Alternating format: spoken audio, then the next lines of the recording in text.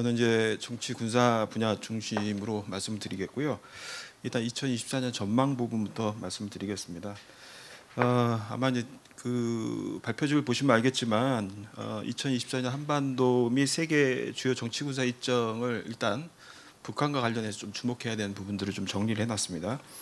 가장 주목을 할 부분은 미국 대선이겠죠, 아무래도. 그래서 아마 북한이 미국 대선을 앞두고 반미 코드를 상당히 공세적으로 강화할 가능성이 높다. 특히 미국의 차기 행정부를 염두에 두고 비핵화는 불가하다, 불가역적인 핵보유다라는 것을 강하게 각인시키는 데 아마 주력할 가능성이 높다. 그러기 위해서 아마 핵미사일과 관련된 계획된 일정, 이것을 굉장히 가속화하고 또 집중적으로 보여줄 가능성이 있다라고 보여집니다. 특히 러시아, 북한 모두 이 대선, 미국 대선을 상당히 염두에 둘 가능성이 높고 대미 견제에 있어서는 일종의 전략적 일치가 있기 때문에 아마 3월 러시아 대선 이후에 북한과 러시아의 밀착이 더 강화되고 아마 고위급 이상의 또 정상 외교도 고려할 수 있다라고 보여집니다. 그다음에 그 국내적으로는 4월에 총선이 있습니다. 이 총선과 관련해서 북한이 아마 9.19 군사합의 파기에 대한 일련의 움직임을 총선 국면에 더 가시화시킬 가능성이 높다, 이렇게 보여집니다. 물론 이제 그 가시화 방법은 직접적인 군사 도발보다는 합의 파기를 행동으로 옮기는 순차적인 복구행위, 그리고 지상 공중 해상에서의 군사 활동량을 늘리는 방식으로 긴장을 조성할 가능성이 높다라고 보여집니다. 그 외에 이제 전술핵을 보유했다라는 자신감이 기본적으로 깔려 있기 때문에 비대칭성을 과시하는 지상 해상에서의 미사일 발사 시위, 이런 것들이 총선 국면에 가시화될 가능성이 높다, 이렇게 보여집니다. 직접적 도발을 다소 이제 하지 않을 것이라고 보는 이유는 자칫 과거와 같은 이제 도발을 했을 때 치명적인 응징 보복이 아마 한미 차원에서 또는 한미 차원에서 대응이 이루어질 가능성이 높기 때문에 아마 비대칭성을 오히려 과시하는 시위하는 쪽에 중점을 둘 가능성이 높다, 이렇게 보여집니다. 정치 군사 분야입니다. 뭐 총괄적으로 본다면은 정책 기조의 방향은 총 한 6가지로 정의를 할 수 있을 것 같습니다. 아마 보시면 될 것 같지만 기본적으로 국방력 발전 5개년 계획 4년차이기 때문에 여기 아마 집중할 가능성이 높고요. 반미 코드를 프레임화하고 진영 내, 소위 진영 내라는 건 북한이 편승하고자 하는 진영 내의 핵보유구의 승인 효과를 상당 부분 거두려고 할 것이다. 그리고 북러 간의 군사 협력과 외교적 밀착을 강화할 것이다.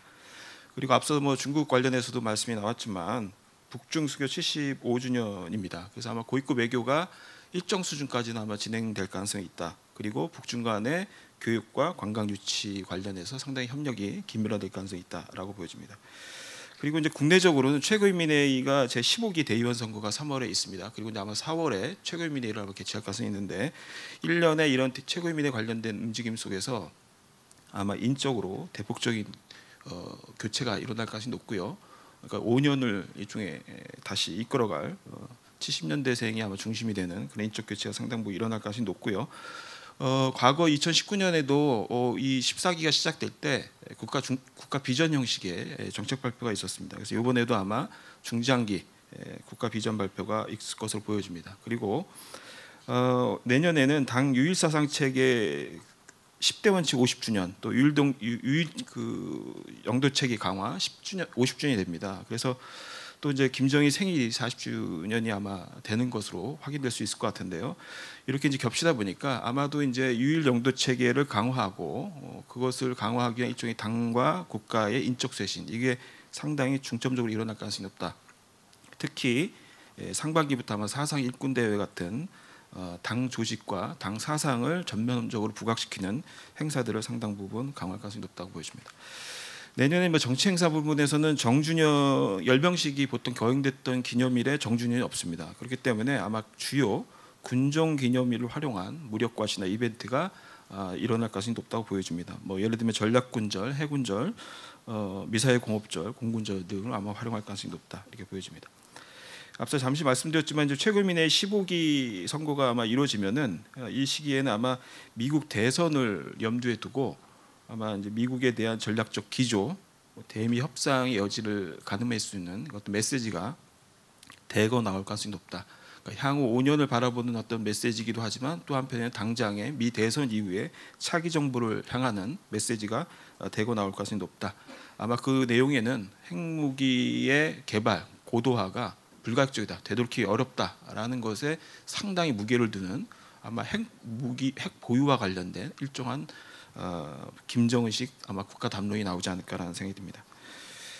예, 북중 수교는 앞서 말씀드렸기 때문에 조금 부연하자면 아마 최근에 러북 관계에 비해서는 상대적으로 북중 관계가 다시 소원한 부분이 이제 보였습니다. 그래서 아마 올해 75주년을 계기로 해서 최선희 외무상의 방중, 또 왕이 외교부장의 방북 정도는 어느 정도 이루어질 가능성이 높다. 다만 시진핑 국가주석의 방북이나 양국의 정상회담은 이루어지기 좀 어렵지 않겠는가, 미지수다라고 보여집니다. 그 이유는 어쨌든 미국이 미중 간의 어떤 조정 국면을 염두에 두고 또 그리고 차기 행정부를 염두에 두고 지나치게 북한과 밀착하는 메시지를 보내는 것에는 상당히 정치적 부담을 가질 가능성이 높다라고 보여집니다. 통치 활동과 관련해서는 김정은이 아마 이제 경제에 상당 부분 거리를 두는 활동들을 지금 4년째 하고 있습니다. 그래서 아마 군사 또 이제 주요 대내 결속 행사에 주로 이제 선별적으로 참석해서 이미지 정치를 펼칠 가능성이 높다고 보여집니다. 관련해서 이제 핵미사일 관련한 활동들 아마 굉장히 계속적으로 이루어질 것으로 보여집니다. 43페이지 위에 227건의 북한 핵미사일 활동을 표시했는데요. 이거는 이제 전체 김일성까지 포함하는 숫자고요. 김정은 시대는 186건입니다. 그래서 최근 김정은 위원장이 한 40% 정체적인 참관율을 보이고 있는데 최근에 와서는 참관율이 좀 더 떨어지고 있습니다. 그러니까 주요하게 전략적 또는 실전적으로 무기화되는 그 부분에만 주로 참관을 선별적으로 하고 있기 때문에 아마 이런 지속적인 행보를 할 것으로 보여집니다. 북한 군사 분야에서는 아마 이제 조금 구체적인 아마 이제 좀 무기들이 좀 확인될 필요가 있는데요. 제 47페이지 보시면은 6가지 정도를 뽑아봤습니다. 최근에 고체 연료형 중거리 미사일 엔진 실험을 했기 때문에 아마 여기에 대한 본격적인 아마 실험을 내년에 상반기부터 아마 진행할 것이 높고요. 군사 정찰 위성은 아마 2호기까지는 최소한 내년에 추가적으로 발사하는 행보를 할 것으로 보여집니다.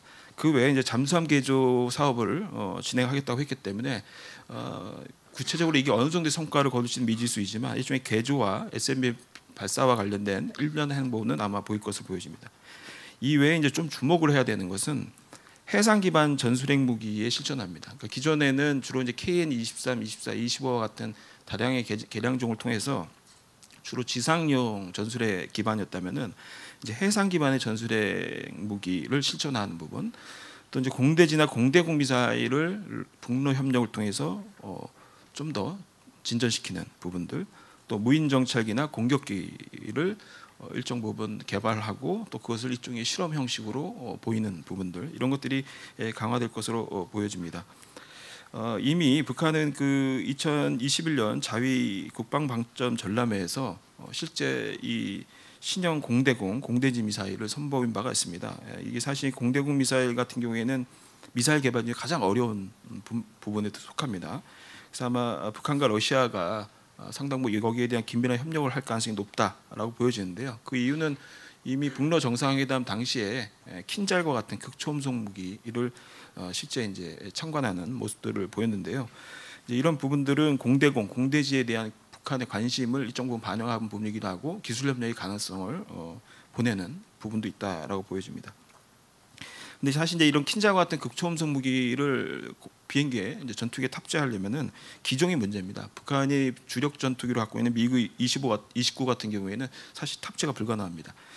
그렇기 때문에 아마 전투기 기종을 바꾸지 않은 이상은 극초음속 미사일을 공대지나 공대공 형식으로 사용하기는 매우 어렵다. 그래서 아마 북러 간의 군사협력 중에는 전투기나 공중 미사일과 관련된 어떤 행보가 나타날지 좀 주목이 필요하다라고 네, 정리해 주시기 바랍니다. 네. 그 외에 이제 북러 간의 군사협력 부분에서는 단순히 이제 부정기적인 그 소모적인 탄약이나 포탄 공급 이외에도 군수 생산의 플랜트 공급과 관련된 부분들, 그다음에 러시아의 정찰 위성과 관련된 기술을 협력할 가능성이 매우 높다라고 보여지고요. 공군과 그 해군 관련된 협력은 노후화된 기종이나 함정의 수명 연장, 개보수, 그리고 공군과 해군의 무기 체계를 업그레이드하는 부분들, 그리고 전략 폭격기 및 전투기 등 공대적 능력을 향상시키는 부분에서 일련의 협력들이 나타나거나 가시화될 가능성이 있다, 이렇게 보여집니다. 이상입니다.